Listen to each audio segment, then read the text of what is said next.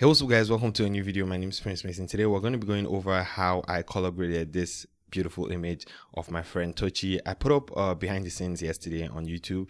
You guys should definitely go check that out. And I also posted this image on my Instagram page. So if you're not following me on Instagram, definitely go follow me. It's at Prince Meyson. So yeah, a lot of people reached out to me after posting this image saying, oh, how'd you get her skin tones to look like that?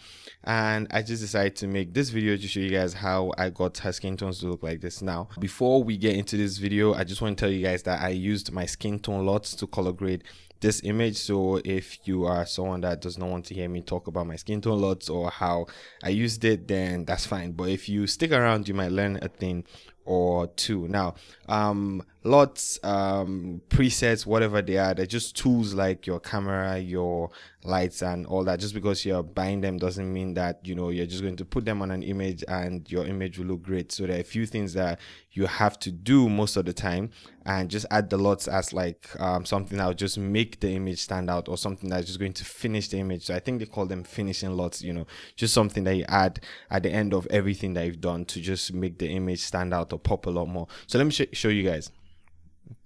I'm just going to uncheck all these boxes and I'm just going to check my LUT. So this is my skin tone LUT on this image without anything. As you guys can see, it looks good, but the whole image still looks pale. And this is the mistake a lot of people do. You know, when they download actions for color grading or they download LUTs for color grading, they just put it on the image and expect that the image is just going to look great, you know, after retouching. But there are just a few things that for the most part you have to do. So for me, the first thing I did was my levels. So what I did was I crushed my blacks and I pulled in my whites. Now, if you don't know your histogram, your whites are on your right, that's your highlights on your right, your shadows on your left, and your midtones in the middle. So what I did, like I said, was just pull my highlights in and I crushed my blacks, and this just made my image a lot more contrasty. So I think I put this to 5.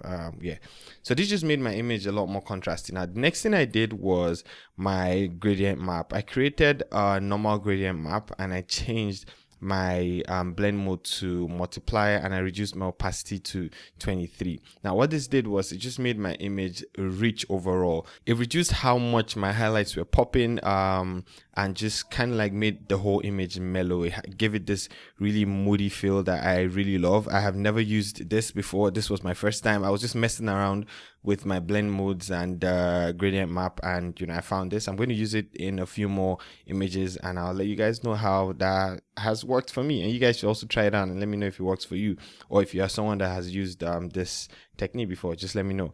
Now after the gradient map, the next thing I did was create a curves adjustment layer to dodge my subject's hair. So if you guys don't know that, so if you don't know dodge and burn, dodge is when you brighten certain parts of your image, burn is when you darken certain parts of your image. And there are two ways people use dodge and burn. Is either micro dodge and burn to retouch your image, even out the skin tones, or global dodge and burn to just add more contrast to your image. So in this particular image, I used my global dodge and burn, and I just wanted to add more contrast to my subject's hair.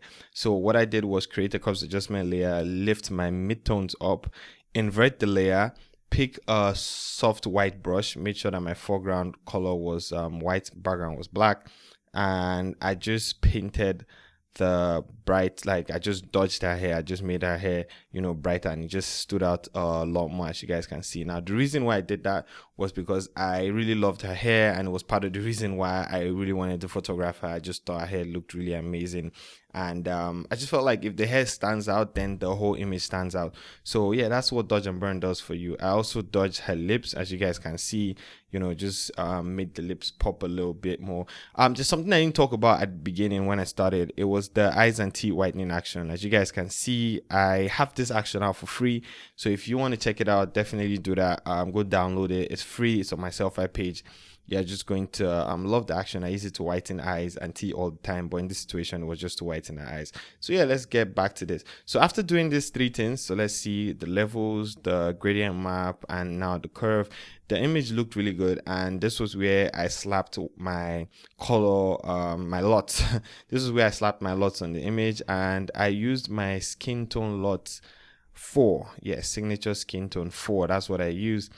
And it just gave it this really nice golden feel. Another thing I did was invert my layer mask and just use white to reveal her a skin. So I just painted over a skin. So let's see what that looked like. It's not perfect, but you know, it just works for this image. I wasn't trying to be perfect.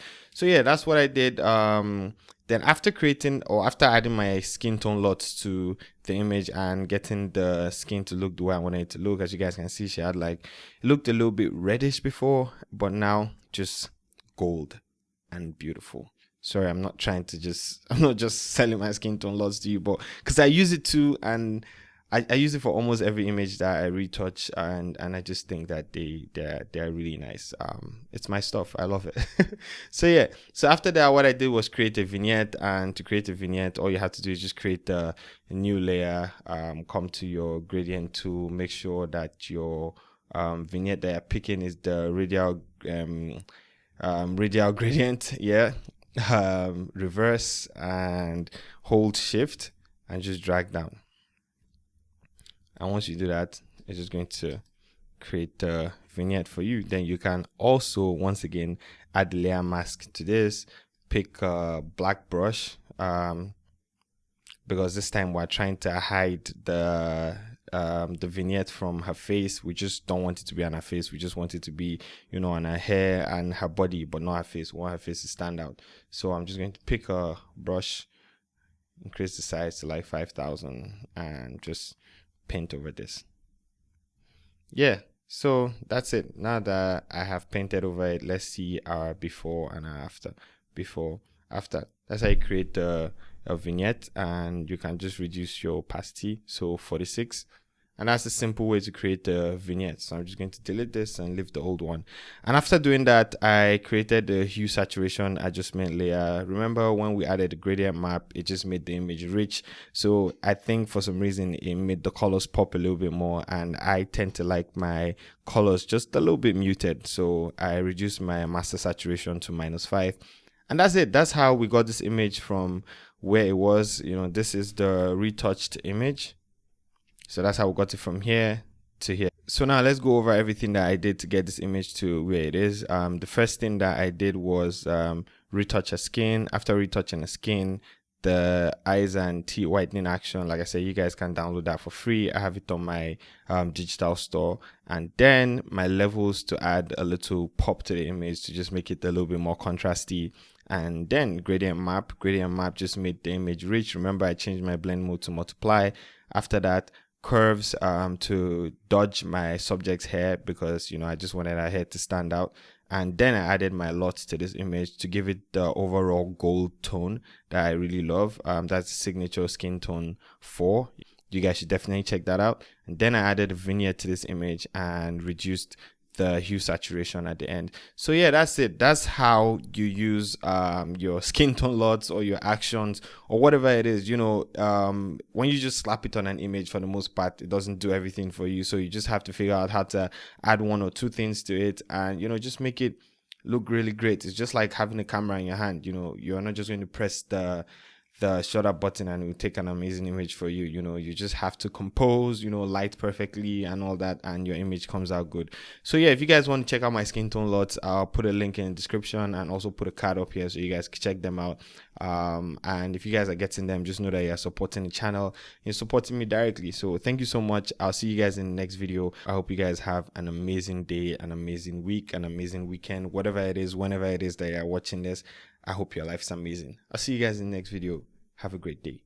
Peace.